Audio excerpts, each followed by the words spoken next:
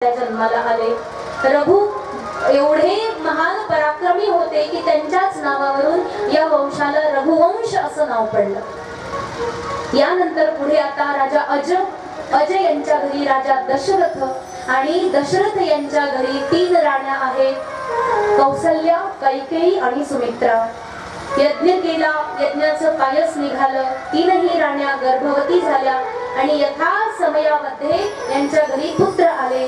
कौसल्या मातेच्या उदरी भगवान श्रीरामचंद्र अवतार घेतात। माता कैकेयीच्या घरी भगवान परमात्म्याचे भक्त महाराज भरत अवतार धारण करतात आणि सुमित्रा मातेच्या घरी लक्ष्मण आणि शत्रुघ्न असे 2 सुंदर असे बालक जन्म घेतात। अशा प्रकारे भगवान श्रीरामाचंही या ठिकाणी चरित्र आहे।